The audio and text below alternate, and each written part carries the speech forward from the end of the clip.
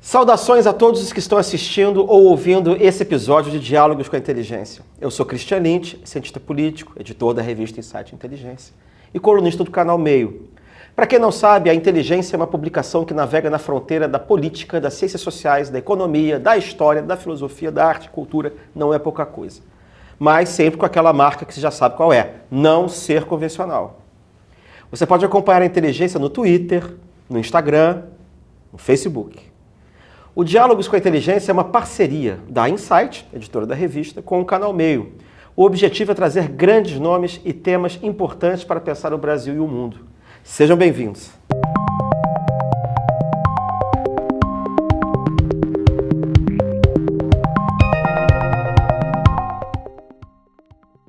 Hoje nós vamos receber o psicólogo Pedro Catapã, um colaborador de longa data da revista Insight Inteligência.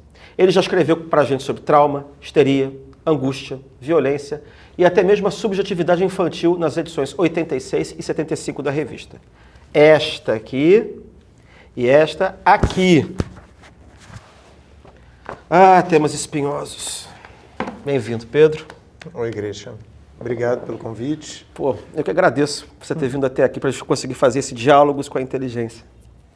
Vamos começar com uma pergunta polêmica. Psicanálise é ou não é ciência? Bom, essa pergunta é antiga e ela é polêmica, na verdade, desde que existe a psicanálise, né? O Freud, que foi quem inventou a psicanálise, que é conhecido entre os psicanalistas como pai da psicanálise, eu detesto esse termo de pai da psicanálise. Mas, enfim, ele ficou conhecido assim, né? Ele é, de fato, a figura mais importante, porque ele não só fundou um campo, como ele, além de fundar um campo, construiu a maior parte dos conceitos, construiu o modo clínico de atuar, né? Toda a metodologia dele. Ele queria muito que a psicanálise fosse uma ciência, né? Ele foi um homem criado numa Europa neopositivista, né? E isso fez... Não, positivista, na verdade. E isso fez com que ele encontrasse resistência, porque, de fato, se a psicanálise é uma ciência, não é uma ciência positivista. Eu falei de neopositivista porque essa questão retornou agora, com o neopositivismo, né? E ele, novamente, naquele livro, né, lançado pela Natália Pasternak e o marido dela, onde eles atacam coisas como astrologia e acho que florais de Bach, etc., eles colocam no mesmo balaio a psicanálise para dizer que nada disso é ciência, né? Mas, assim, tem duas questões aí. O que seria, então, a psicanálise, se ela é ou não é ciência? Sim. E a outra é... Mas a psicologia, de onde já, né, vem a psicanálise, ela é ciência? Essas pessoas que dizem que a psicanálise, né, não é ciência, acham que a psicologia é ciência, e por que a psicologia seria e a psicanálise não seria? Depende da psicologia, porque existem inúmeras psicologias, né? Na verdade, a pergunta anterior é o que é ciência. Sim, o que é ciência? Né? Quer dizer... Pergunta espinhosíssima, para isso existe um campo na filosofia chamado epistemologia, de onde alguns nomes importantes emergiram e foram, de algum modo, opinar, mais do que opinar, né? Refletir sobre se a psicanálise é ou não uma ciência. Mas o fato é o seguinte: a ciência ela surge muito antes do positivismo, né? Se a gente quiser botar uma data para o surgimento da ciência moderna, ao menos, vamos botar Galileu como um grande nome. Aquilo não era, de modo nenhum, positivismo. O procedimento galileico, né? Que de algum modo funda todo um campo não só da física, mas de tudo que veio derivando dali, é um procedimento de tentar, de algum modo, indutivo experimental, né? É indutivo experimental. É indutivo experimental, mas é também um modo de tentar pensar a realidade a partir de uma matematização, se a gente quiser dizer assim, de uma simbolização do real. Esse é todo o procedimento dele, que a gente vai ver isso em Newton depois, etc. Né? O que o positivismo vai fazer é tentar, de algum modo, extrair um mínimo da sensibilidade chamado evidências ou fatos, esse nome vai variando, mas, de certa maneira, tenta indicar que existe algo intocável na experiência, no real, que nos dá uma certa certeza de que há uma verdade a ser conhecida ali e aqui a gente a conhece. A psicanálise, de fato, se for por esse parâmetro positivista, não vai ser uma ciência jamais, porque O que a ciência psicanalítica trabalha é com algo chamado realidade psíquica, e não esse real externo, que, aliás, é bem questionável se a gente é capaz de fazer toda essa peneiragem aí para chegar num mínimo absolutamente indiscutível do que é o real.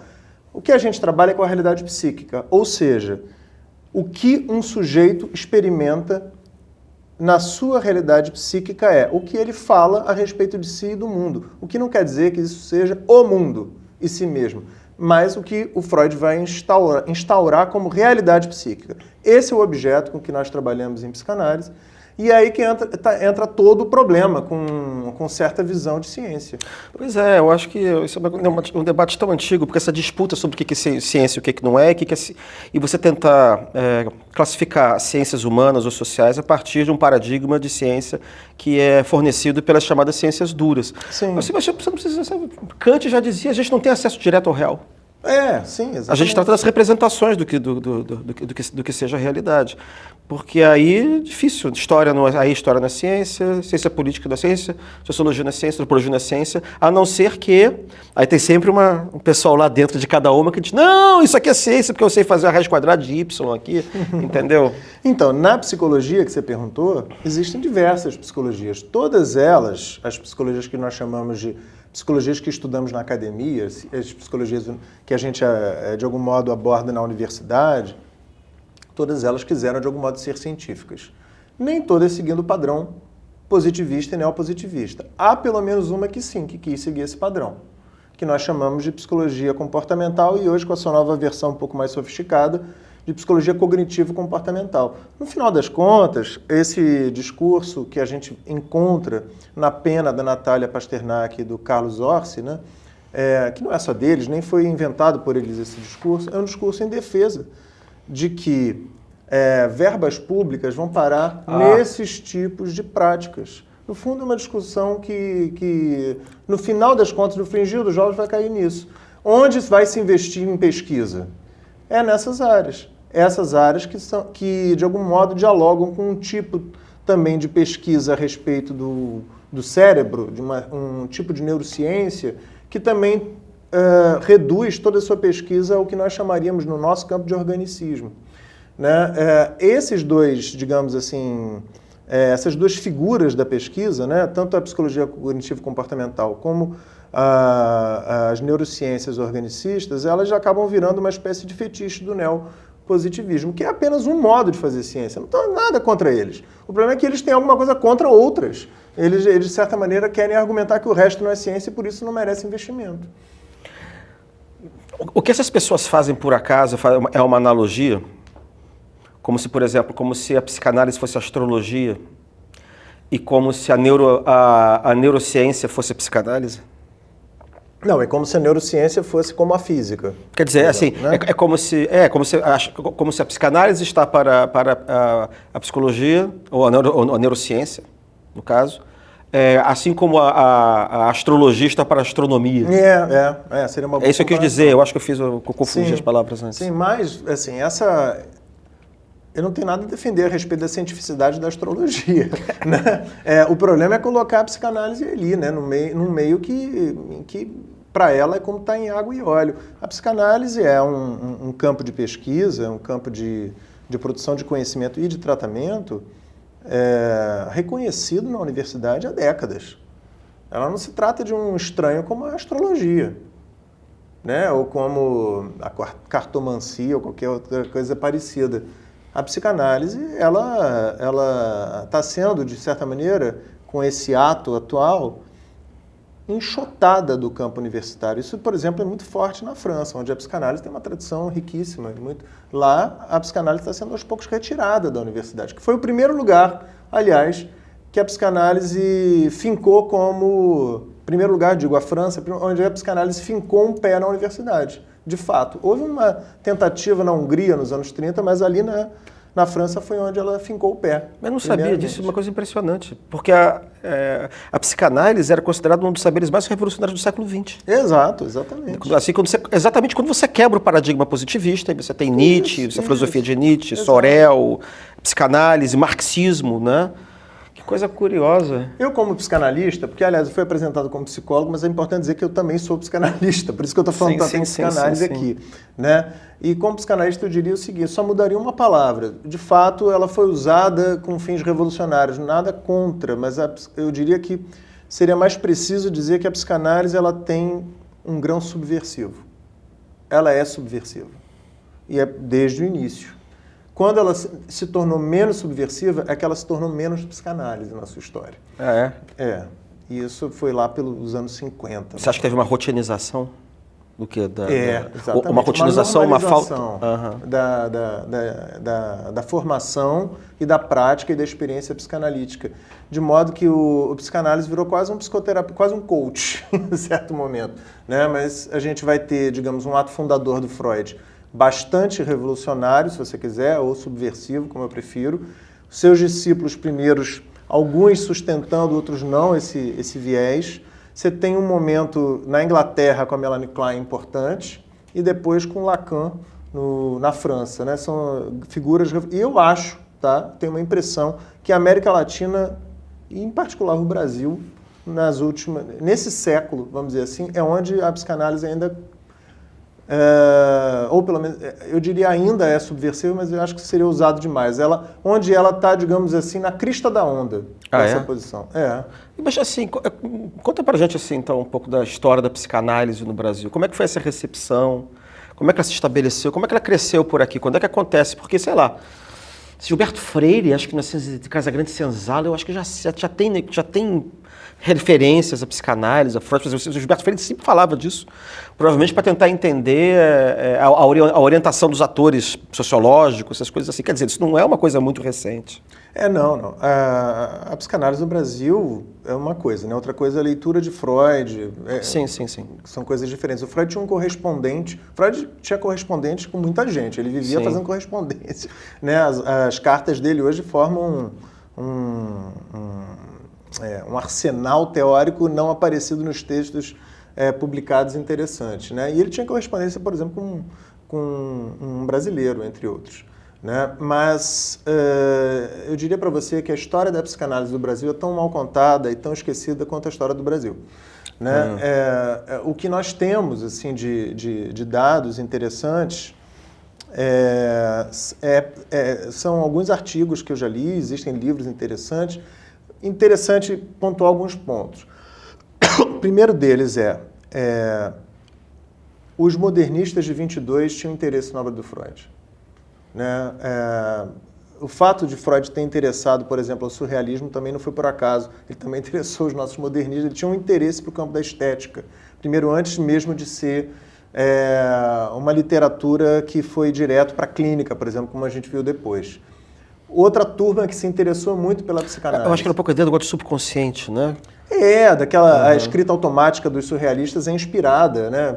O André Breton achou que estava, de algum modo, reproduzindo o que Freud fazia seus pacientes fazerem no divã, associar livremente. Pois é, quando eu falei essa coisa da revolucionária, eu estava querendo dizer exatamente isso, porque você tem a descoberta do inconsciente. E não foi só nesse campo. Como você tem Bergson, que na verdade você questiona todos os postulados positivistas daquele tempo. Sim. O negócio da velocidade do tempo, que vai ser Einstein depois, mas quer dizer, nem tão ao mesmo depois, tempo, ao mesmo tempo. Você tem essa história de que o tempo não passa igual para todos também. Você tem também a coisa de eletricidade. Você tem ao mesmo tempo. Depois você tem a questão da energia nuclear, tudo vai aparecendo ao mesmo tempo, e aí você tem uma espécie de uma desestruturação da forma como você pensava no século XIX. E essa coisa da descoberta do inconsciente é que eu acho que foi fundamental para isso. Agora, um ponto que você está descrevendo, que eu acho que é isso mesmo, é o seguinte: primeiro chega o impacto da ideia, né? Depois você tem uma organização universitária, digamos disso. Não, a universitária é muito depois. Mas uma organização do campo. Historicamente, algo avesso à universidade. Ela se tornou universitária ali nos anos 60. Tá? Mas depois é que chega a organização do campo, é isso que eu estava querendo dizer. Sim. Mas inicialmente você tinha focos aqui e acolá, tá? Então você tem esse interesse, né, dos intelectuais de 22, você tem aqui no Rio de Janeiro bem mais pelo campo da psiquiatria, os psiquiatras começaram a ler a obra freudiana, e você tem, incrivelmente, no interior de Minas e do Rio Grande do Sul, padres que se interessaram, católicos que se interessaram pela psicanálise e começaram a praticá-las entre eles. Muito interessante isso. Com o passar do tempo, aí sim, você vai ter muita gente fugindo do nazismo, veio para o Brasil, muitos judeus, havia um grande grupo de psicanalistas judeus, né? Vieram para o Brasil e aí começaram a tentar organizar as instituições de psicanalistas que já haviam lá fora. A partir dali você tem isso que você disse, a organização de um campo. Porém, um ponto que eu acho que é importante delimitar aqui, já que você se interessa tanto por política, foi na época do Getúlio, né? Foi no governo do Getúlio, em que algo crucial se produziu na história da psicanálise brasileira que está sendo revertido só agora há pouco tempo. Que foi o seguinte, como eu falei que havia o interesse dos modernistas, né? Havia também o interesse da turma da educação. E no momento em que está sendo construído pela primeira vez um Ministério da Educação, a turma que lia Freud queria meter o bedelho nessa história para dizer como é que deveria ser uma educação moderna no Brasil. Né? O Freud tinha publicado um artigo em 1908 chamado Moral Sexual Civilizada e Doença Nervosa Moderna. Esse artigo é um dos raros textos do Freud em que ele propõe uma reforma social. A reforma social que ele propõe ali é bombástica. Né? Que a gente abandone certos ideais de monogamia, que a gente abandone certo tipo de exigência de virgindade antes dos casamentos, etc. Uma espécie de revolução sexual que ele mesmo depois vai criticar, porque no primeiro momento ele é bastante otimista quanto ao desrecalcamento como produção de cura. Depois ele vai entender que não é bem por aí, que o buraco é mais embaixo, no famoso texto dele chamado Mal-Estar na Civilização. Sim. Mas ali, em 1908, ainda no começo do percurso dele, era essa a ideia dele. E houve quem leu isso. E essa turma que leu isso começou a produzir um programa educacional brasileiro com educação sexual nas escolas, etc. Blá, blá, blá. Nossa Isso Senhora. bateu de frente, obviamente, com a Igreja Católica. Né? E nessa briga entre Igreja Católica e esses leitores de Freud, eles não eram psicanalistas, eram gente que se interessou pelas ideias de Freud. Nessa briga, quem ganhou não foi nenhum nem outro. Quem ganhou foi o que nós temos, né? Uma educação pública laica, com, digamos assim, uma tentativa de instaurar uma educação republicana, etc., que veio para uma turma naquela época. A Escola Nova?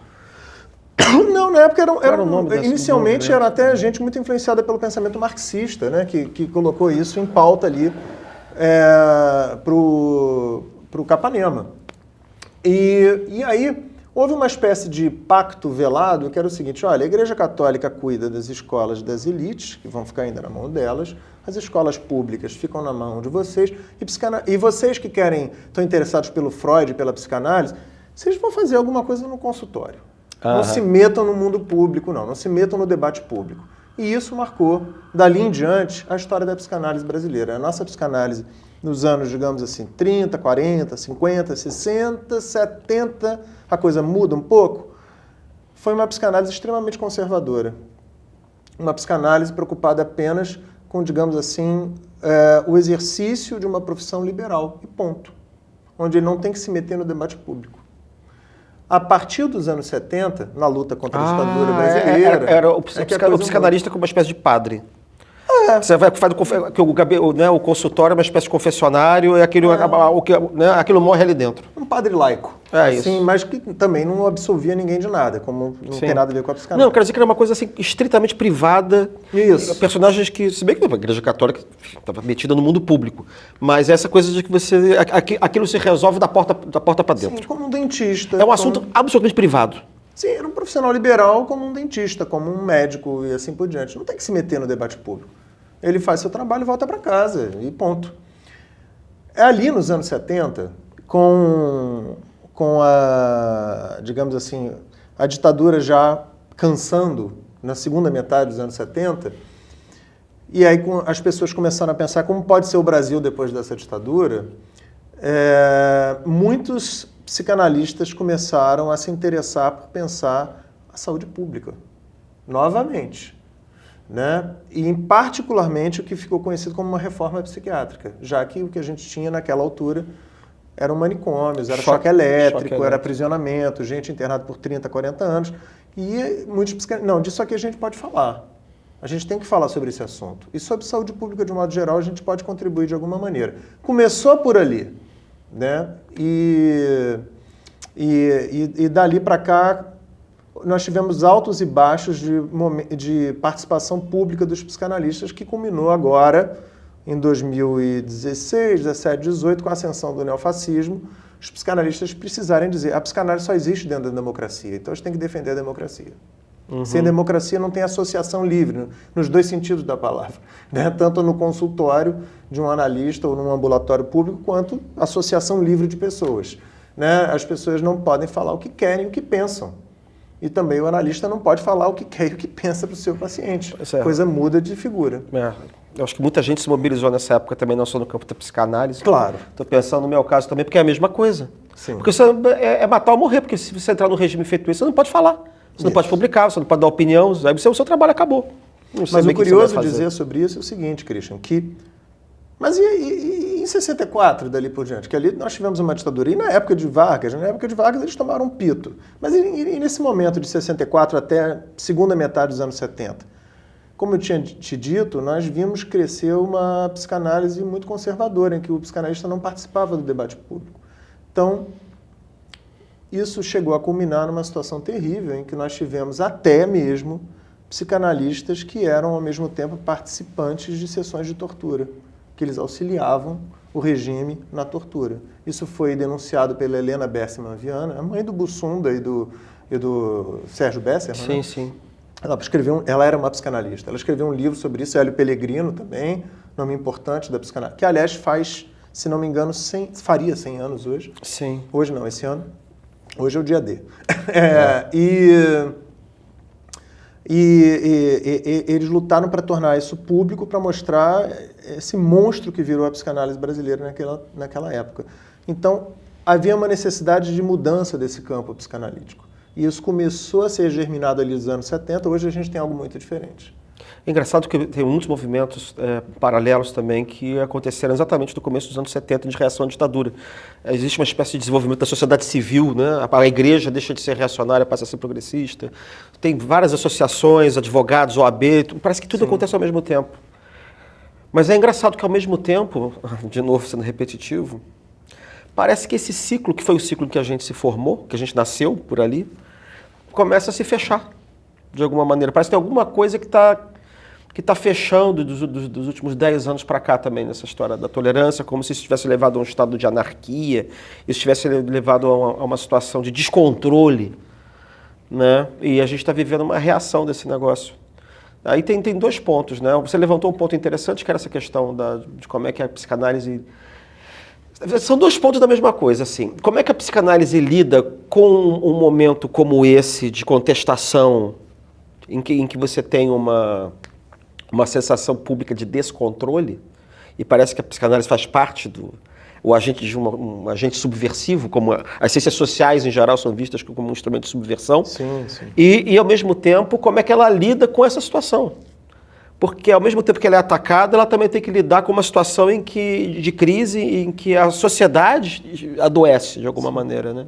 Sim, bom, a sociedade adoecer, eu como psicanalista não usaria muito esse termo não, porque isso teria que me colocar no lugar de alguém que está saudável, que pode estar de fora da sociedade e interpretá-la, né? Mas dizer que nós todos estamos sofrendo, enquanto sociedade, eu acho que é alguma coisa bastante clara, né? O que a gente viu com a ascensão, minimamente o que a gente viu com a ascensão dessa ultradireita, né? Foram os vínculos, inclusive familiares e entre amigos, se esfacelarem. As pessoas começaram a brigar, muito. Laços se romperam, né? Isso gerou muito... Isso bateu na porta dos consultórios dos analistas, né? E entre os analistas houve muita briga também, porque você não vai imaginar que todos os psicanalistas estavam ali defendendo a democracia. Claro que há aqueles que se posicionaram de modo diferente, né? Então houve uma necessidade de resposta, que eu acho que é isso que você está querendo dizer, por parte do campo psicanalítico, né? Essa necessidade de resposta apareceu de diversas maneiras. Uma dessas maneiras foi, por exemplo, o nascimento de um coletivo, como se usa agora muito esse termo, chamado Psicanalistas Unidos pela Democracia, PUD. O PUD é formado por psicanalistas de diversas instituições de psicanálise que antes viviam guerras intestinas, como se sabe como acontece dentro das ciências sociais e humanas em geral, né? Se uniram todos. Nessa hora, todo mundo junto. Todo mundo junto. Todo mundo não. Quase. Muita gente junto em defesa pela democracia, querendo dizer publicamente qual é a sua posição política. E criticando aquela ideia de que o analista deveria ser alguém neutro, que não pode, de algum modo, se revelar publicamente quanto ao seu desejo, né? E quanto à sua posição política, etc. Não, agora entendeu-se que era preciso se posicionar de forma veemente para dizer que isso é condição para que a psicanálise aconteça. Então, teve, por exemplo, esse movimento que existe até hoje, né? Esse movimento surgiu... eu estava lá na fundação desse movimento, eu não faço parte dele como membro, mas eu sou um simpatizante, vamos dizer assim. Né? Ele começou ali por volta de 2018, na época da campanha eleitoral de 2018. Você tem também um movimento que agora já não estou vendo muito, mas em algum momento aconteceu, de psicanalistas nas ruas. Os psicanalistas começaram a ir para as ruas para escutar as pessoas que estavam com dificuldade de poder falar porque em casa não podiam conversar, e nem com os amigos, sobre o que pensavam. Então vamos para a rua.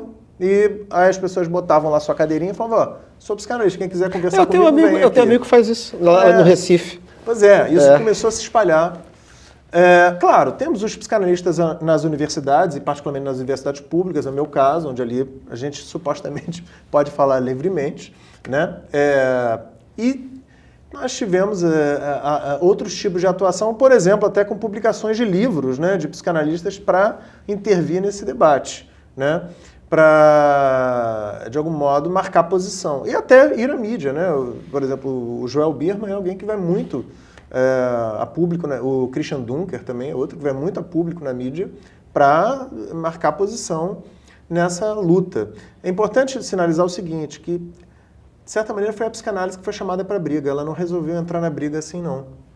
Houve, basicamente, duas coisas que eu entendo que forçaram a psicanálise a entrar na briga. A primeira foi a emergência de um embuste, que a gente pode chamar de psicanálise cristã. Que nada mais é do que o seguinte, grupos religiosos, geralmente protestantes neopentecostais, mas não só, começaram a organizar, digamos assim, consultórios, clínicas, onde ali só poderiam trabalhar psicanalistas que eles mesmos fossem cristãos e que eles soubessem, entre aspas, saber distinguir entre um surto psicótico e uma possessão demoníaca. Ou fazer cura gay. Mas isso é a entrada do reacionarismo na psicanálise. Que não é psicanálise. Sim, por isso que eu falei que é um embuste. Isso não é psicanálise. Quando eu falei reacionarismo é o seguinte, é você submeter o saber à teologia. A teologia, à teocracia. Ou seja, aquilo ali é aceitável desde que esteja de acordo com as posições da igreja ou do... Assim como nos anos 30 o Hitler inventou uma tal de psicanálise ariana. Entendeu? Então, não ele, né, obviamente, mas enfim, obviamente, ele endossou. Mas foi a turma dele. Foi a turma dele. Então, isso acontece, mas evidentemente que isso não é a psicanálise. Não é evidente para todo mundo. Então, a gente precisou se posicionar. Para a gente é evidente, mas não é para todo mundo evidente. E segundo ponto é que houve certos intelectuais ou pseudo-intelectuais da ultradireita que começaram a acusar os psicanalistas de ficar doutrinando pacientes em consultório, né? E aí a gente, peraí, não é isso que a gente faz, pelo amor de Deus. Então vamos a público para a gente defender o nosso campo, que a gente viu que nós viramos inimigos, apesar de não termos declarado guerra a ninguém. Isso, ela é subversiva em si. Basta existir, mas é a situação de todas as ciências humanas, né? Todo mundo foi chamado para a guerra. O Olavo de Carvalho da vida declarou, não sei se você já teve o privilégio de ler as obras de Olavo de Carvalho, enfim, mas ele escreveu muito e ele declarou guerra a todas as ciências humanas praticamente. Mas um pouco desse ponto de vista, que era o seguinte, você tem que ter um ponto de vista que é, antes de tudo... O meu. E cristão, às vezes astrológico também, depois aquilo deu uma sumida, mas e aí você, na verdade, declara guerra a tudo que aconteceu do Renascimento até hoje. Mas é isso mesmo, é uma concepção reacionária do desenvolvimento histórico. Porque a decadência, é um decadentismo, a decadência começa quando você separa a igreja do Estado. E você submete o Estado à igreja, na época do Renascimento, sei lá, Maquiavel. Depois você tem outro momento de decadência, que é o Iluminismo, porque você vai ter o Estado tolerante, e o Estado laico é o Estado pagão, né? É o Estado do paganismo, que você tolera religiões que são falsas. Aí tem o terceiro momento, que é a Revolução Soviética, que é a do comunismo. Então você imagina um ateu inveterado que nem o Freud, né, que escreveu diversos textos de forma crítica, às vezes ácida, ao campo da religião, em particularmente tanto a religião dele, o judaísmo, quanto ao cristianismo, que foi onde ele foi formado, na Áustria Católica, né? Ver uma psicanálise cristã emergir. Para a psicanálise, a gente precisa dizer o seguinte, ela só é possível se Deus não intervém. Se você acredita numa intervenção divina como um milagre, não tem sentido falar em psicanálise. Mas tudo, né? Eu também, é o que eu falo também, se você começar a acreditar que a política tem um sistema de causalidade de forças extra-humanas, como é que você vai fazer ciência política? Sim. Entendeu? Aí isso serve para mercado, serve para natureza, serve para Deus, serve para biologia, entendeu? Tem um livro dele, bem do início, assim, mas muito bacana, chamado Psicopatologia da Vida Cotidiana. No último capítulo desse livro, ele vai fazer a distinção entre o psicanalista, o paranoico. O psicanalista era ele, só existia ele como psicanalista naquela altura. Porque é de 1901. Ele fundou a psicanálise como campo em 1900. Então era ele, o paranoico e o supersticioso. A diferença é o seguinte, todos acreditam, digamos, de forma... todos pareceriam um pouco com Allan Kardec. Mas há uma diferença fundamental, né? Se o acaso não existe, tem um sentido muito diferente para cada um. No caso do paranoico, tudo é indicativo de que existe alguma coisa que ele sabe a interpretação, né? Ou ele saberá como interpretar. Tudo. Se você piscou o olho 2 vezes, isso tem um sentido. Sim. Que para mim, não sei o que, né? Se essa luz não, e tem a ver com ele.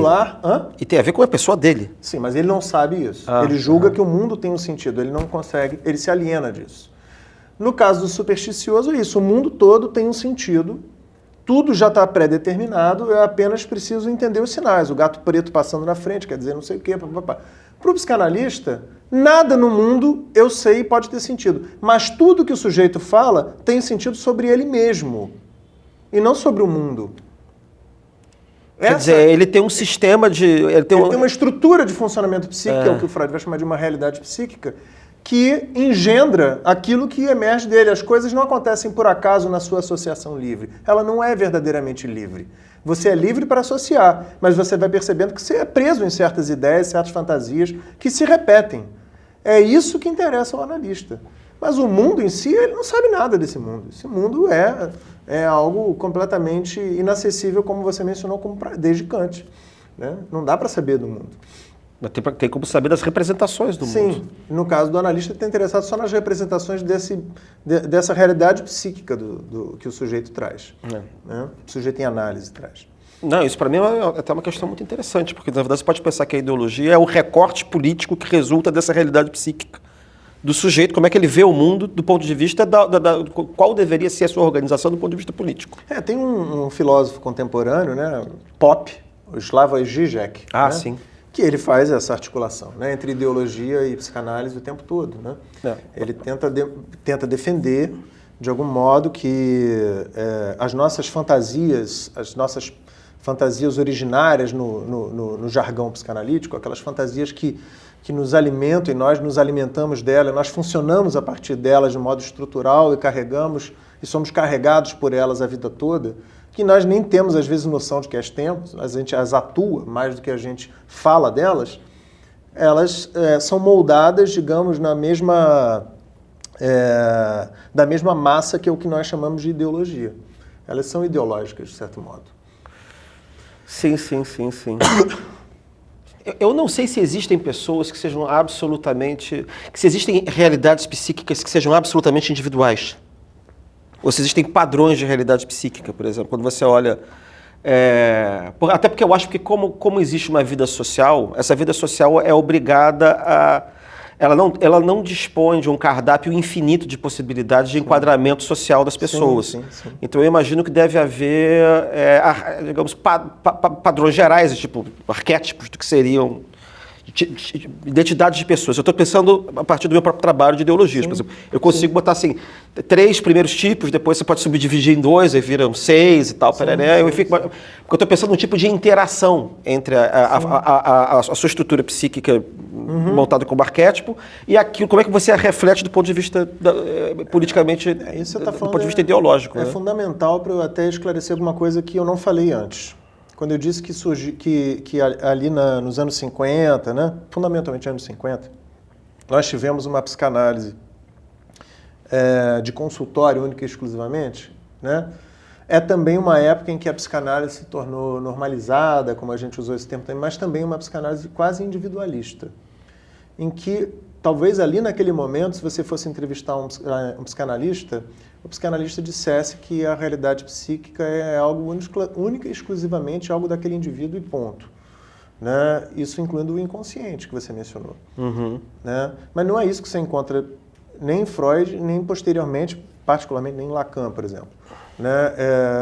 Freud tem um texto muito interessante chamado Psicologia das Massas e Análise do Eu, que também foi traduzido por Psicologia de Grupo e Análise do Ego.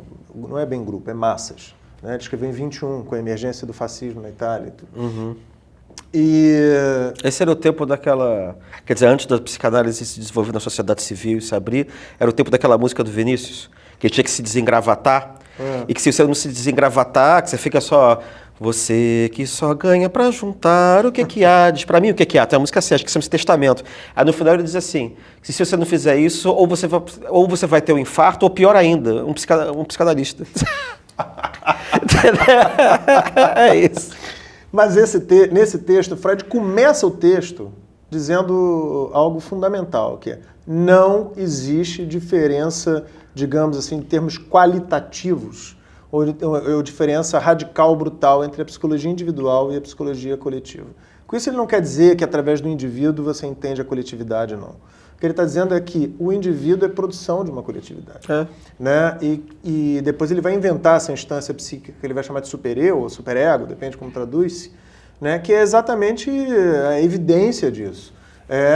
O quão nós armazenamos psiquicamente os valores de uma certa cultura que nós absorvemos como nossos ou ao contrário, como um valor meio invasivo que se impõe a nós como uma obrigação com a qual a gente mesmo luta, que a gente sofre deles muitas vezes. Né? Mas isso é construído pela nossa cultura. Mas ele vai além disso.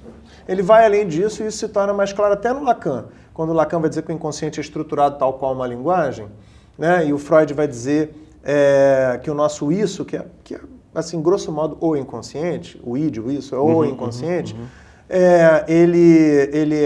Freud vai pensar, ele é herdado filogeneticamente, né? Algo que depois, obviamente, ninguém mais defende essa ideia, mas até porque ninguém sabe o que é isso, filogeneticamente, mas a intuição dele era a seguinte, eu percebo, atendendo as pessoas, que não é possível, tem coisas que se repetem de uma para outra. Essas fantasias aí que eu mencionei, originárias, as pessoas têm as mesmas fantasias, elas acham que têm fantasias muito diferentes, mas não são tão diferentes assim. Tem fantasias que se repetem, tem tipos, se você quiser, que se repetem. Isso se trata de uma herança cultural na nossa criação, na nossa formação. Pensa o seguinte, quando é que a cultura entra? É muito difícil dizer isso, mas... certamente, a gente pode dizer que já desde o comecinho, quando é dado uma chupetinha na boca de uma criança, já está no campo da cultura. Sim, é só romper com a natureza. Exatamente. Né? Então, isso vai dizer respeito àquela cultura ali, é evidente. Não é toda cultura que, por exemplo, inventou essa parafernália ultra tecnológica chamada chupeta. Isso não existia antes. Isso vai fazer com que nós tenhamos uma relação com a mãe, com a boca, e com a ideia de ficar consumindo o tempo todo sem encontrar o que quer, muito diferente. Então, em certa cultura, certo tipo de subjetividade se forma, e não outro. Né? Eu sei, mas olha só, eu nunca tive aula de psicologia, de psicanálise, nada, mas na aula que você está me dando aqui, eu estou achando a psicanálise uma ciência social normal. Você tem, na verdade, uma interação, você tem que procurar entender o sistema psíquico que é individual, a partir, na verdade, de uma interação com a sociedade. O indivíduo não é uma mônada, ele vive socialmente, ele sofre constrangimentos, entendeu? Aí você vai discutir... não só constrangimentos, mas cultura, classe também. social. Como é que uma estrutura psíquica pode ser formada? Você tem que estudar a classe social, você pode estudar formação familiar, tipo de socialização, entendeu? Trajetória de vidas, você pode fazer sociografia do sujeito, entendeu? Sim. Não vejo... Então, na verdade, voltando para a primeira pergunta, que não é para... o que me parece, na verdade, é que essa briga se psicanálise é ou não ciência, na verdade, é uma briga, é uma pergunta que é um insulto, é uma vindicação, você pode fazer qualquer ciência social ou ciência humana, cara. Qualquer uma. Porque, na verdade, não é essa a briga, Christian. É a briga é disputa de dinheiro. Disputa de mercado, de dinheiro, de prestígio. Porque esse campo da TCC, ele não tem... Da terapia cognitivo-comportamental. Ele tem um prestígio, digamos assim, médico-farmacológico, mas não tem um prestígio intelectual. Não tem. Não tem um prestígio como a psicanálise tem. É uma disputa de prestígio. Então, na verdade, o ataque vem de dois lados, porque do ataque vem dos psicanalistas reacionários, digamos assim. E do outro lado tem dos psicanalistas cientificistas. Psicanalistas não, do cientificismo. Tem, exatamente. Isso foi realmente algo que nos causou muito embaraço, porque todos nós vibramos com a Natália Pasternak durante a pandemia. Foi uma figura muito importante naquele momento. Ela se posicionar publicamente, dizendo que o vírus existe, né, que é preciso tomar vacina, usar máscara e blá, blá, blá. Ela foi uma figura importante. De repente, ela, pra gente, do nada, começa a nos atacar, mas aí depois vimos que não é do nada, né? É mais do mesmo, é disputa por investimento, fomento, coisa do gênero. Né? E aí, você tocou num ponto interessante, você falou da Covid agora. Como é que a psicanálise lida com esses momentos de não sei se a palavra não é exatamente crise, né? São momentos de trauma coletivo. Como foi a Covid, mas a gente pode imaginar guerra, a gente pode imaginar o flagelo das enchentes do Rio Grande do Sul, né? E que inclusive ataca os psicanalistas que estão na área.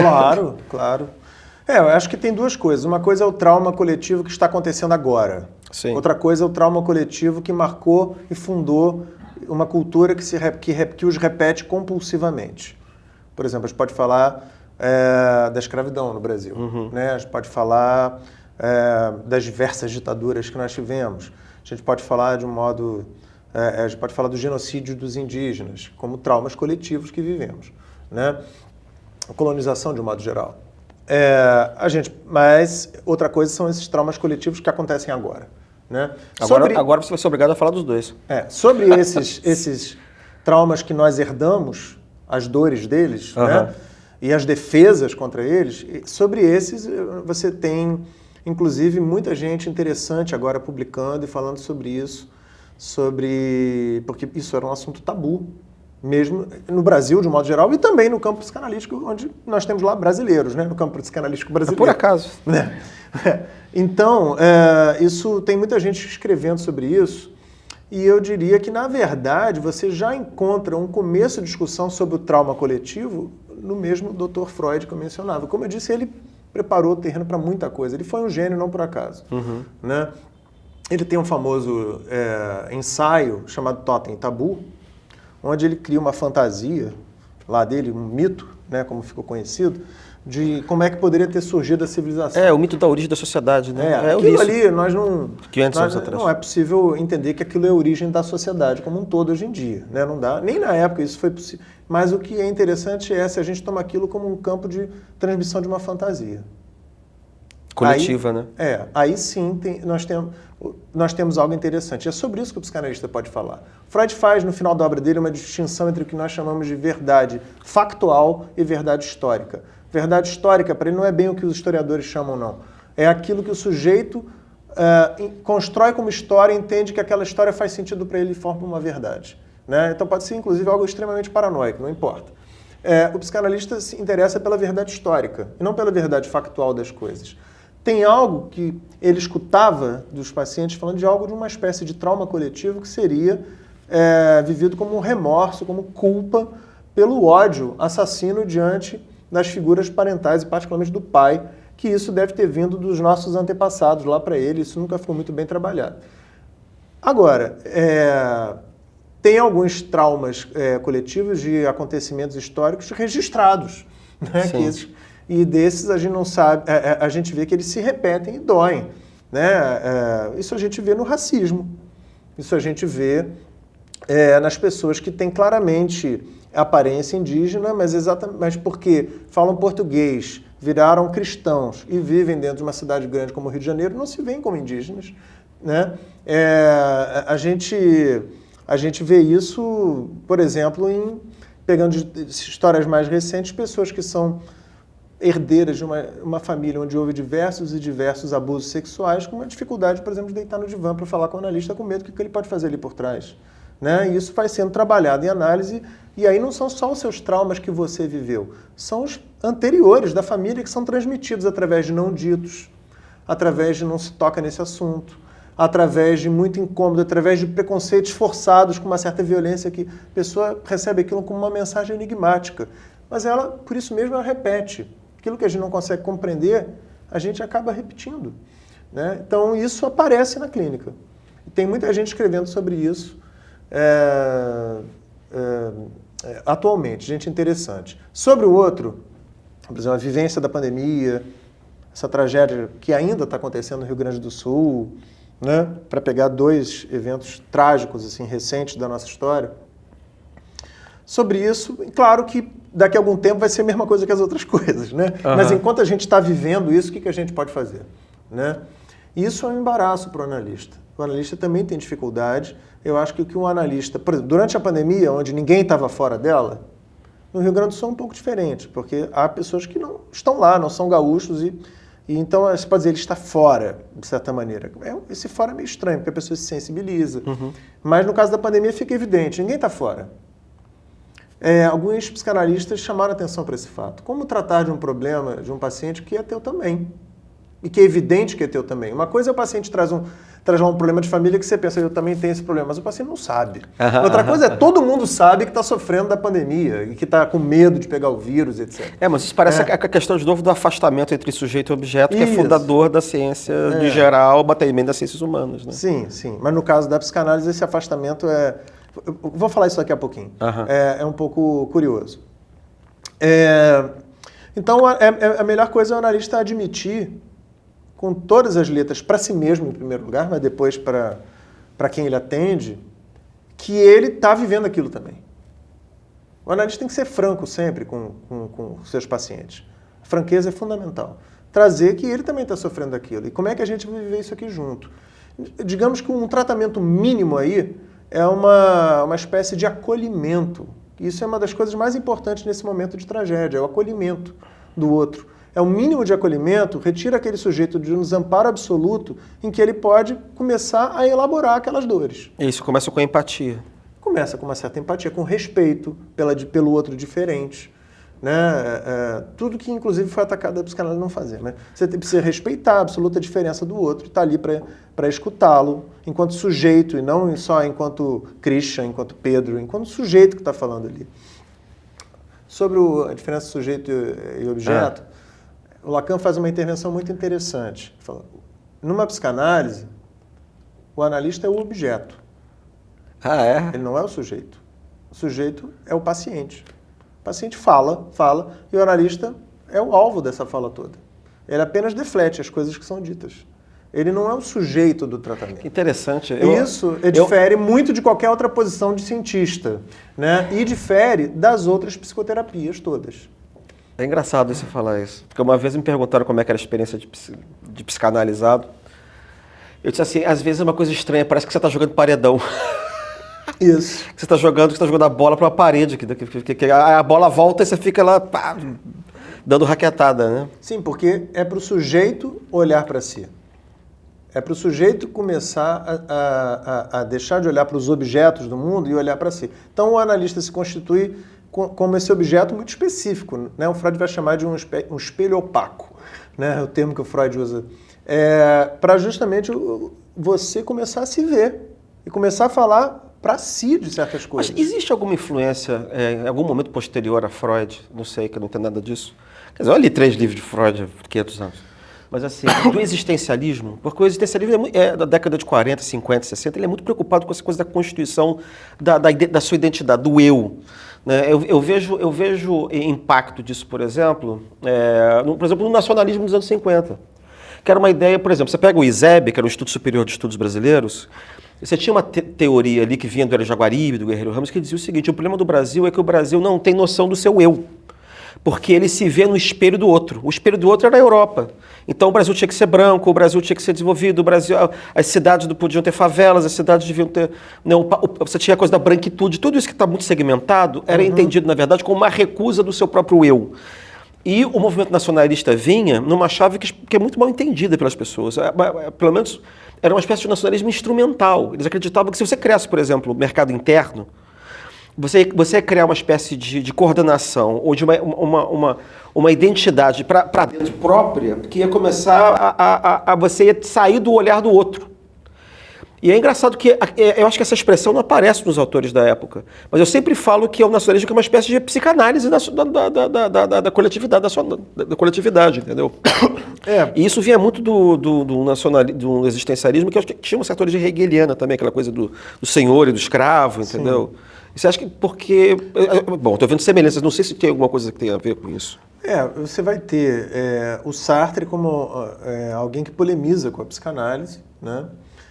O Heidegger como alguém que quase antagoniza com a psicanálise. No entanto, sua obra vai inspirar o Lacan. Lacan é um leitor de Heidegger e utilizou muito da influência de Heidegger na psicanálise, né? Freud não tinha nenhuma conversa com essa turma, assim. Eu acho que nem tinha, né? Não, Heidegger publicou Ser e Tempo em 22, né? Então poderia ter havido, mas não há esse debate entre existencialistas o Freud, pelo menos, né? Surgiu uma psicologia existencial, né? Fenomenológica existencial. Isso existe uma psicologia assim. O que você vai ter sobre essa história do eu e a constituição de um eu, para a gente, em psicanálise, a gente divide esse termo eu em duas coisas diferentes. Uma coisa é o eu enquanto sujeito, que em português a gente usa sempre eu, né? Mas, por exemplo, em francês você tem o je, né? E tem o eu enquanto objeto, moi. A gente pode usar o mim, às vezes, mas nem sempre a gente usa, né? Se eu bato na porta e você pergunta, quem é? Eu falo, sou eu, né? Você fala, c'est moi. Há uma diferença aí. Esse eu moi, esse eu objeto, digamos que é o eu para inglês ver, é o que a gente quer que o outro veja na gente, para o outro gostar do que vê na gente. Que aí tem um pouco a ver com essa caricatura que o Brasil queria ter para o gringo, né? É de fato para inglês ver. Mas você acaba acreditando... você quer ser aquilo. Isso, e você não tem noção do que você é, de alguma maneira. Sim, exatamente. Que é o je. Sim. O je é quem fala, que é muito diferente de quem se mostra. Muitas vezes, quando a gente chama alguém para falar, ele começa a dizer coisas que ele não queria mostrar. Esse é o je, que é o sujeito do inconsciente, vamos dizer assim, né? É aquilo que é inconsciente a nós e aquilo que é mostrado é aquilo que a gente tem consciência do que mostra. Não estou falando nem de uma atitude cínica de que eu quero mostrar isso aqui eu não quero. Não, é como você disse, eu acabo acreditando nessa imagem que eu estou mostrando. Eu sou isso aqui, né? Como essa ideia, por exemplo, que houve em algum momento que no Brasil não há racismo, né? As pessoas, em parte, acreditavam nisso. Aí sentiam um certo cinismo, que nas alcovas contavam piada de preto, etc, né? Mas as pessoas brancas, né? Mas acho que tinha mas eu acho que tinha uma influência do outro eu aí, que era o seguinte: como as coisas eram às claras nos Estados Unidos com o apartheid, como eram às claras na Europa, como eram as claras... E aqui isso era, por causa da miscigenação também, isso era aparentemente muito menos do que tinha lá, aí você vai dizer que aqui não tem. Porque mas de novo você está olhando em relação ao outro. É isso aí. É isso aí. E de certa maneira a gente está vendo, eu concordaria com você, o Brasil está se analisando. Né? Ele certamente está se analisando, ele está tentando escutar o que ele mesmo diz, seja o que ele diz em palavras, seja o que ele diz em autos. Nesse sentido, o neofascismo fez um favor para a gente. Ele passou a dizer em praça pública, aquilo que era dito escondido, com vergonha. E aí agora não tem mais volta, a gente vai ter que botar isso em análise. Não dá mais para dizer que isso não existiu. Pois é, porque esse neofascismo, reacionarismo, enfim, essa coalizão, de reacionários, de libertarianos, enfim, essa coalizão toda ela veio como reação para tentar impedir aquilo que é percebido como descontrole, que eu estava falando antes. Né? Que é um movimento de recalcamento, é um movimento de recolocação dentro de uma caixa de autoridade. Sim. Porque todas as ideologias conservadoras, né, são muito diferentes entre si, algumas são democráticas, outras não são, mas elas sempre partem da ideia de que a sociedade tem que ter uma autoridade. É óbvio que a sociedade tem que ter autoridade, mas o autoritarismo, não a autoridade. Né? O autoritarismo vem com uma crença de que você tem que restabelecer a autoridade, ou seja, mais do que já existe, ou do Estado, ou da família, ou da igreja. E nesse sentido, ela é defensiva. Isso que é interessante. Ela está numa ofensiva, mas na verdade ela está numa ofensiva de quem se sente que vai desaparecer. E parece, de alguma maneira, também que a explosão dela, esse desabafo enorme coletivo, ela é uma expressão quase que de uma tentativa de sobreviver, de assim, se eu não mexer agora eu vou morrer. Sim. Né? Essa imagem que eu estava mencionando, esse eu como objeto para ser mostrado e para ser amado, ele não é também... É claro que a metáfora tem um certo limite. Ele não é uma entidade paradinha, não. Se ele começa a criar rachaduras, ele reage. Ele pode ser muito agressivo. Né? A agressividade humana, ela, em parte, ela é bastante defensiva, em nome de uma certa imagem. Essa imagem que você está descrevendo aí, eu em psicanálise chamaria de uma imagem fálica, né, que está sendo castrada e é preciso defendê-la. Será que é preciso? Para eles parece que é. É engraçado porque, na verdade, digamos assim, esses paradigmas que em psicanálise são fálicos, eles também são históricos, né? Eles acham que defendem, sei lá, um modelo que está sendo destruído ou que no passado era melhor, mas na verdade aquilo que é o modelo deles hoje nem era o modelo de 100 anos atrás, que também não era o modelo anterior. Como falo é uma ideia que, digamos assim, ele é mais uma miragem, ele não existiu, ninguém foi fálico. As pessoas gostam de olhar para a sua infância, do passado, como era bom naquela época, eu era feliz, era tudo bom. Mas é verdade. Para isso você tem que esconder um monte de podridão, para falar, eu era tão bom naquela época, aquilo que era bom. Né? Não, porque era bom porque a época que a gente era moço é sempre melhor, né? É porque você esqueceu de muita coisa. Eu quis esquecer, né? Sim, é isso. Mas há uma certa dificuldade também na adaptação. Eu tenho sempre a impressão de que a época que você é moço, que a gente é moço, que a gente olha assim, os velhos já passou, estão ultrapassados, o mundo é meio nosso agora, e como se aquele momento fosse ser eterno e você não tivesse submetido a uma certa historicidade também. E dali a pouco, quando você passa dos 30, 40, na verdade, você está submetido à mesma historicidade que seus pais estavam, você vê os velhos na frente, você vê os novos atrás, você de novo fica... Como é que fica essa questão da adaptação? Porque também não é muito tranquilo e não é muito fácil, acho que para geração nenhuma. Não é. Tem Porque ele exige uma flexibilidade o tempo inteiro. Que não sei se é da natureza constitutiva das pessoas ter essa flexibilidade toda. Por exemplo, eu tenho uma tia de 103 anos. Ela diz que não teve golpe em 64. E ela fala com toda a propriedade do mundo, porque ela estava lá. Ela repete isso, eu estava lá, eu vi. Lá onde, né? Não, eu estava lá em 64. Eu estava na rua, eu fui na marcha. Aí eu não sabia o que ela acha que foi aquilo, se não foi golpe, se foi uma revolução, eu não sabia o que foi, mas ela estava lá, então... Eu não pergunto, mas assim, é impossível, não tem por que discutir com a minha tia sobre política. Entendeu? Porque não faz sentido nenhum. Sim, mas as pessoas mudarem não quer dizer que é mudar no que você quer que elas mudem, né? Todo mundo tem uma margem de mudança e algo que resiste muito a mudar. Todo mundo tem isso. E é verdade também que com o passar do tempo as pessoas vão ficando mais reativas a mudanças, porque ralaram pra caramba para encontrar aqueles modos de gestão do seu prazer, dos seus desprazeres na vida, para abandoná-los assim só porque... alguém mais novo, um fedelho aí acha que tem razão. Né? Então, isso é verdade. Porém, isso melancoliza. Você ficar aferrado a certo ideal do que é bom quando isso morreu, não existe mais, é você ficar alimentando a vida de um cadáver. Isso melancoliza. O Freud tem um texto lindo chamado Sobre a Transitoriedade. Texto mínimo, 5 páginas, a respeito de uma conversa dele com o Rilke, poeta. Ah, é? Ele não diz que é o Rilke, mas é o Rilke. Uhum. Porque o texto foi escrito meio que esculhambando o Rilke. Né? Então ele não diz que é o Rilke. que o texto é sobre o seguinte. Eu estava conversando com um poeta, caminhando, Sei. né? E esse poeta diz, como é que é possível a gente amar a beleza de uma flor sabendo que ela vai morrer? Diz, não é possível. Não é possível amar uma coisa sabendo que ela vai morrer. É exatamente disso que a gente está falando, né? E o Freud diz assim... Mas é engraçado, porque parece que ele próprio não vai morrer, né? Quando ele diz isso. Pois é. Não, Porque ele é eterno? Não, na verdade ele está remetendo à própria morte também ali, né? Tá. Em outras palavras, como é possível amar alguma coisa sabendo que há finitude, né? Que há transitoriedade. E o Freud diz assim, mas nada tira a beleza de uma flor porque ela dura pouco. Ao contrário, é porque as coisas duram pouco que a gente as valoriza. É que a gente passa a amá-las mais. A frase de Kafka, o sentido da vida é que ela acaba. Então, digamos que se existe uma ética da psicanálise, ela caminha um pouco por aí.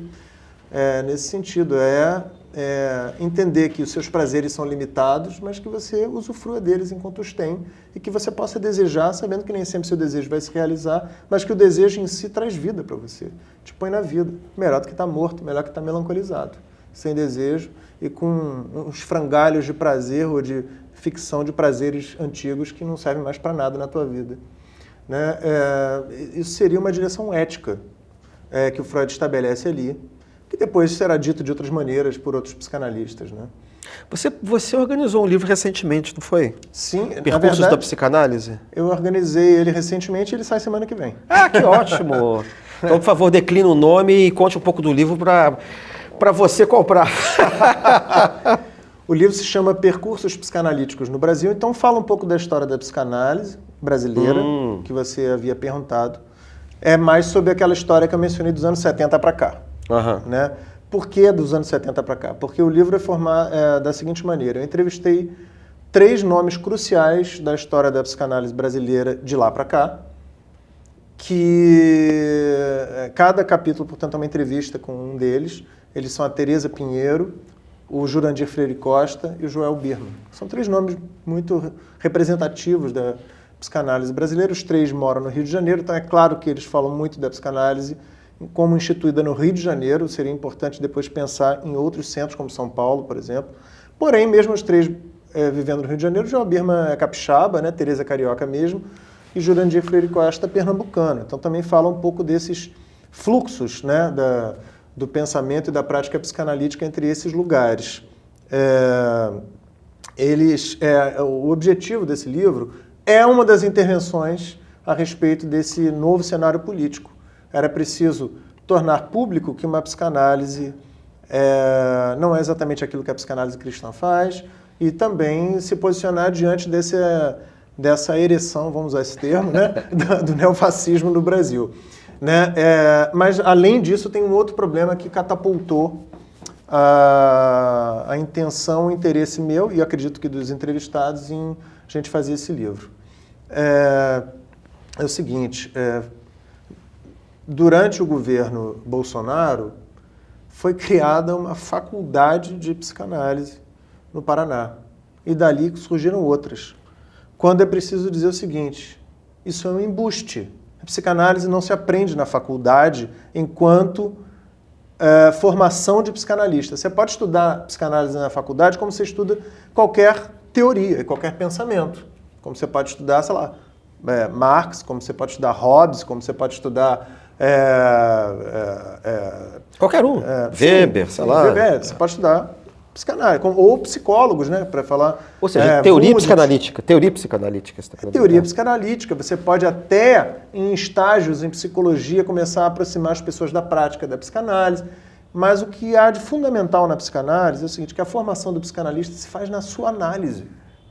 Não há como você forçar alguém a fazer análise. Ninguém faz análise porque é obrigado, eu tenho que contar créditos, então vou fazer análise. Você faz análise porque você está sofrendo.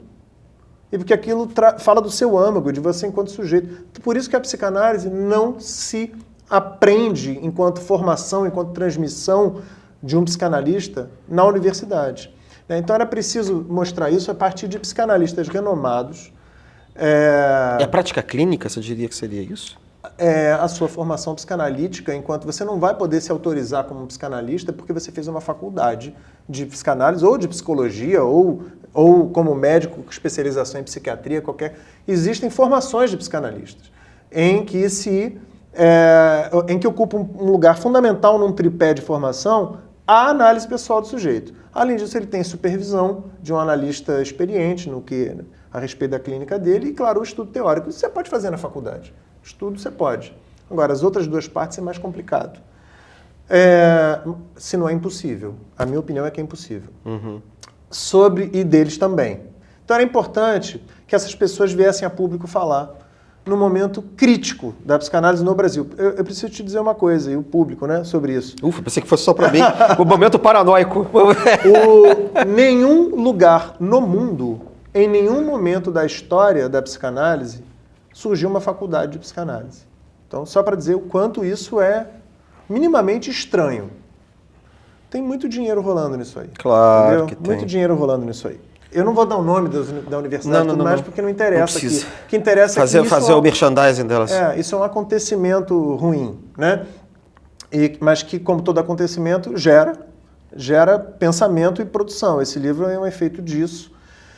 Agora, tem outra importância de eu ter escolhido esses 3 nomes. Eles foram 3 mestres meus. Me ajudaram na minha própria formação. Então, acho que seria uma forma de retribuir a eles também,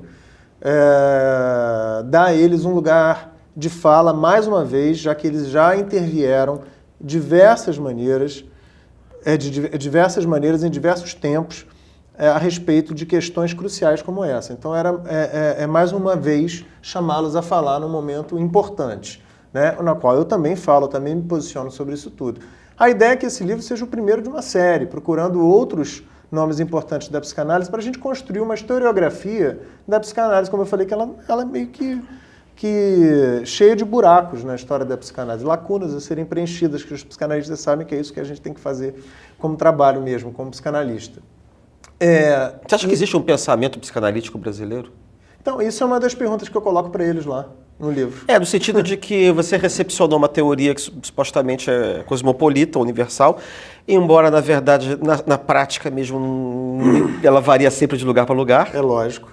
E reconhecendo isso, existiria uma característica brasileira, de um pensamento psicanalítico brasileiro? Bom, como eu tentei mostrar na história brasileira, nós tivemos uma característica bem clara até ali, digamos, os estertores da ditadura, né?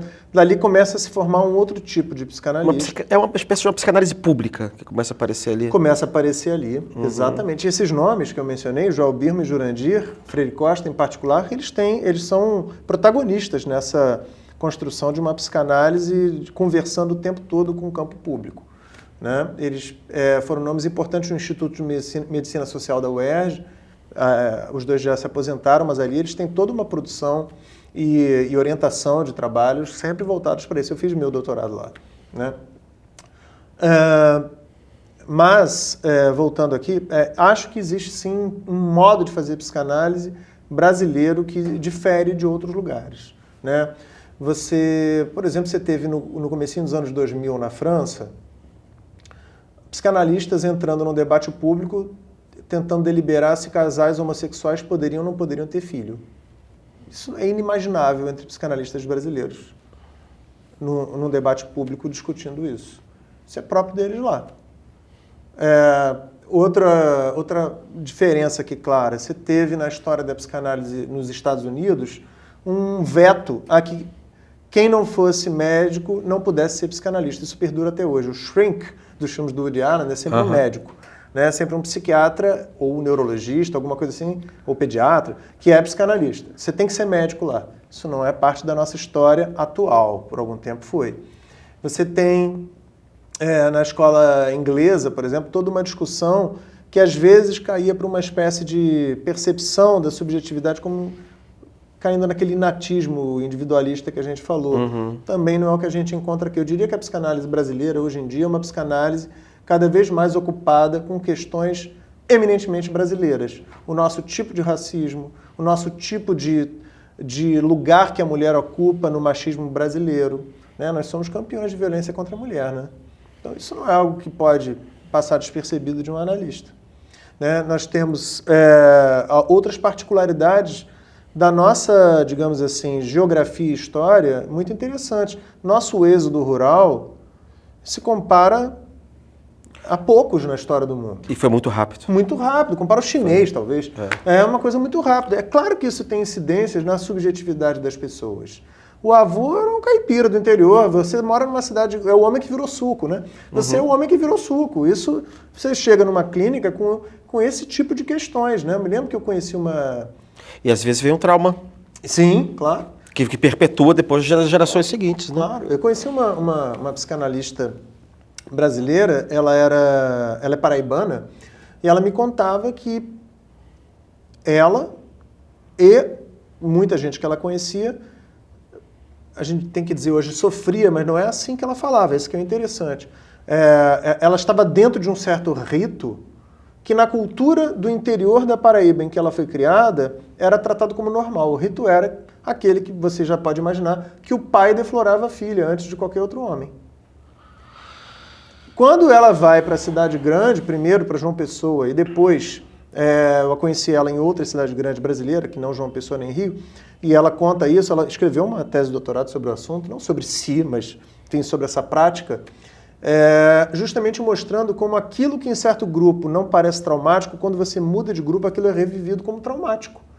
E imagina toda a transformação subjetiva dessas pessoas nisso, né? Porque isso não é um valor para nós. Mas naquele grupo, naquele interior da Paraíba era algo, não diria como um valor, mas normalizado, né? O quanto devia ter de gente silenciada que não podia falar daquilo, a gente pode até imaginar. Mas isso fala dos rincões do Brasil que vieram parar nos grandes centros, que aliás eu acho que grande parte da atitude reacionária tem a ver com isso também, né? Com o êxodo. Hã? Com o êxodo rural? Aqueles valores super arraigados dos rincões brasileiros agora falam de dentro das capitais. Né? Então, que o homem que é o machão que manda, a mulher tem que submeter o homem. Isso são valores tradicionais, épicos, brasileiros. Os lugares onde o grau de urbanização é menor, como no norte e no centro-oeste, são as áreas que são as mais conservadoras hoje em dia. Sim, né? mas hoje está dentro das capitais também. Não está só no... Porque houve o êxodo.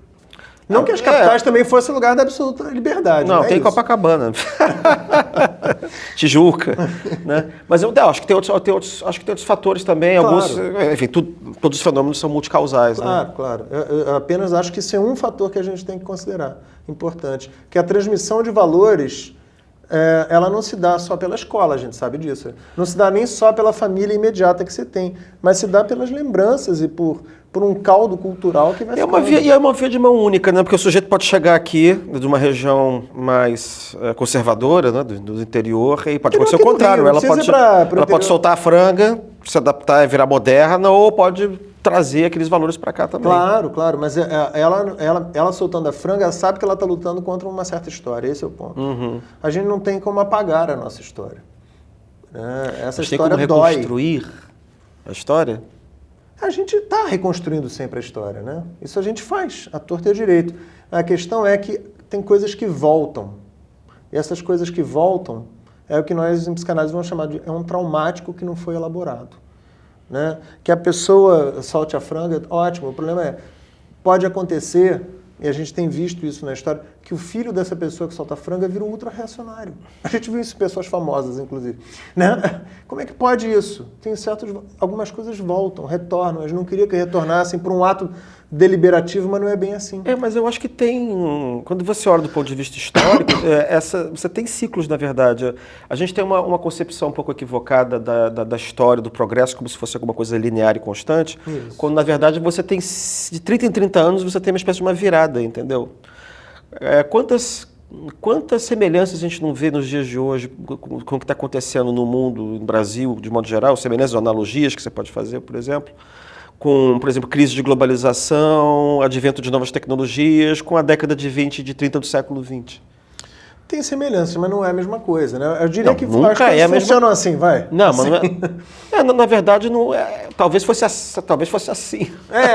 Uma Sim, espiral, mas o entendeu? ponto é o mesmo. Uma espiral não é a volta ao mesmo, né? Ela é uma revisitação de um mesmo, olhando de outro lugar. Sim, mas acho que é um pouco como se fosse um movimento de maré. Não são as mesmas águas, mas você tem alguns ciclos que se repetem por esgotamento. Enfim, É uma coisa engraçada, é como se tivesse... Você não tem um repertório infinito de coisas que podem mudar. Sim. Você só pode mudar dentro de certas, digamos assim, entre de certo de 10 possibilidades, entendeu? Dentro Não de um tem. episteme, diria Foucault, né? Mas assim, aí por isso que eu acho que você tem umas... não é que você está voltando para lá, é porque é que os ciclos se repetem sem ser da mesma maneira. Sim. Né? Isso eu concordo. Isso ocorre na nossa vida individual também. Você vê, por exemplo, quando você estuda a década de 20, de 30, a coisa mais comum do mundo era os jovens. Na década de 20, o moderno era ser reacionário. Gilberto Freire era reacionário. Porque os pais dele eram, talvez não fossem ateus, mas eram agnósticos, eles não tinham deixado de ir à igreja, eles eram liberais oligarcas, mas esse, enfim. E aí tem uma geração inteira de católicos ultramontanos, os filhos, porque todos viraram assim. Depois ficaram menos, mas isso acontece, parece assim. Você tem tipo 3 gerações que a mudança deve ser quase milimétrica, quer dizer, milimétrica, a mudança é quase molecular, e de repente acontece um fato geral que você... Sim. E você percebe essa mudança, provocada talvez por transformações tecnológicas e tal. Sim. Eu estava pensando isso a respeito outro dia talvez tenham... as pessoas que têm 20 anos de idade, elas parecem, por exemplo, muito diferentes de que tem 30, por exemplo. Que a gente que pegou, por exemplo, as redes sociais. Quer dizer, a mudança nem foi a internet, a mudança da sociabilidade veio por conta das redes sociais. Das redes sociais e dos chamados, como é que fala? Aqueles grupinhos, as bolhas, né? As bolhas, em particular, eu acho que tem as bolhas são criadas por causa do algoritmo das redes sociais. Sim, sim. Ou incentivadas, né? Ou não, às vezes até pelo uso do Google, né? Ou do qualquer outro site, nem qualquer outro, mas muitos sites de busca que acabam te oferecendo aquilo que você procura. Então, mas é o algoritmo, que ele vai querendo te repetir mas ali não aquilo é uma que rede você já social, vai. mas isso acontece ali também. Sim. Né? Esse formato bolha, ele está mostrando o seu lado feroz, né? No modo como essas pessoas estão se formando e se relacionando com as gerações mais velhas, por exemplo. Deixa eu te fazer uma última pergunta. Nem sei quanto tempo a gente está conversando aqui, tão bom que tá. Quando você chama o movimento, quando você fala em neofascismo, você está usando a palavra fascismo porque eu imagino que esteja usando de um ponto de vista que não é um ponto de vista assim, necessariamente público. Deve haver alguma definição psicanalítica do que seria o fascismo? Deveria. Ou não tem? Olha, teve ensaios o que é o fascismo para a psicanálise? O que foi o fascismo? O que é isso? Não há uma teoria psicanalítica do fascismo. Você teve, por exemplo, o Wilhelm Reich, né? Reich, que foi um psicanalista... O quarto. Hã? Quarto Reich. Não, pois ele, coitado, foi perseguido pelo Reich, né? Ele era comunista, imagina. Ele tentou construir uma teoria psicanalítica Aliás, ele não foi perseguido só pelo Hitler, foi perseguido também pelos psicanalistas, por ser comunista. Porque não teve o cara que fala... Não tem um negócio dessa escola de Frankfurt que fala da personalidade autoritária? Não, tem, mas aí não é psicanálise. Sim. Eles leram a psicanálise, a Douglas, né? Tá. Mas o Reich é alguém que estava ali perto da escola de Frankfurt, né? Eles leram ele, por exemplo. Sim. Ele tentou construir, né, uma teoria psicanalítica do fascismo, né?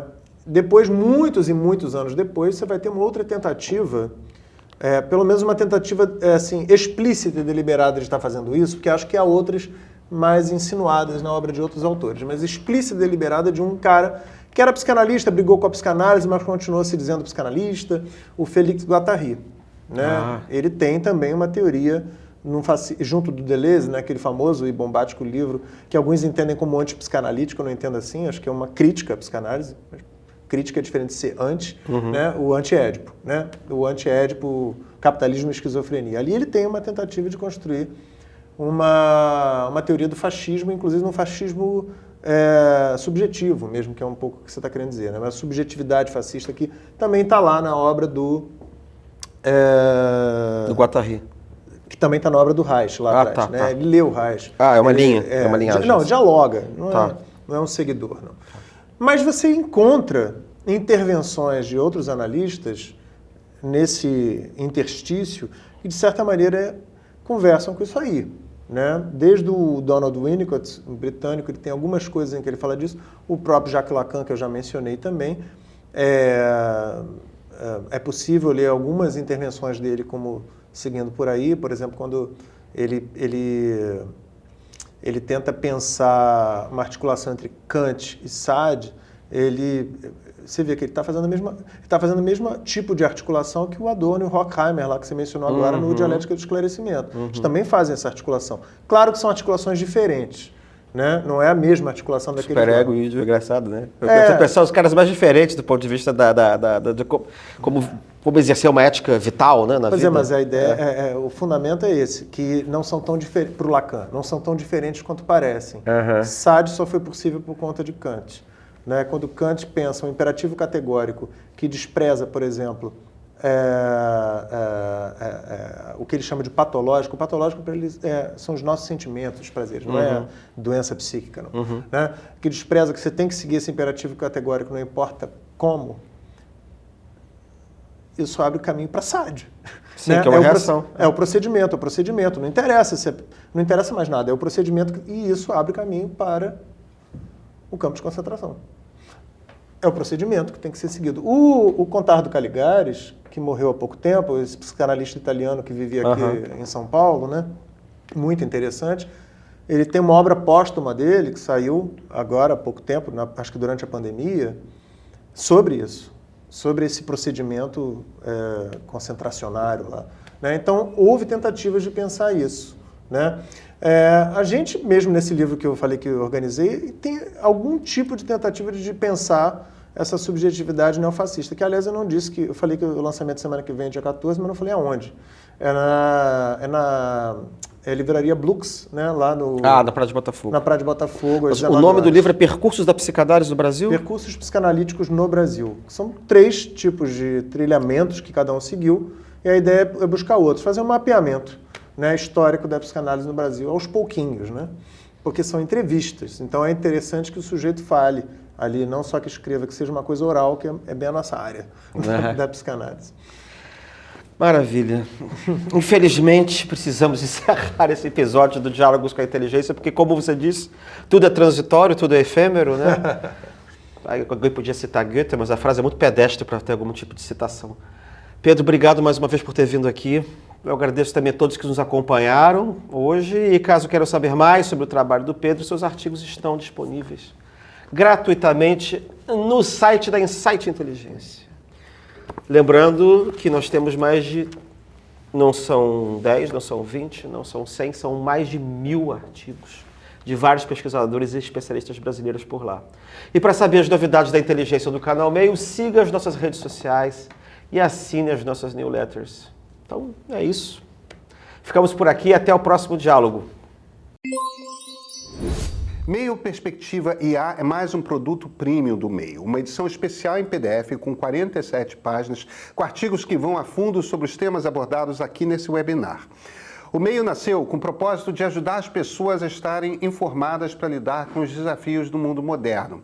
Meio Perspectiva é uma nova forma de retribuir o apoio aos nossos assinantes Premium. Siga o link pelo QR Code que aparece aqui na tela para assinar o Meio Premium e garantir já o seu. São só R$15 por mês. Uma edição especial onde toda a equipe do Meio se esforçou para criar um conteúdo inédito e relevante que você não vai encontrar em outro lugar. Escolhemos a inteligência artificial como tema dessa primeiríssima edição devido ao impacto que ele está tendo em nossas vidas e que só irá aumentar muito nos próximos anos.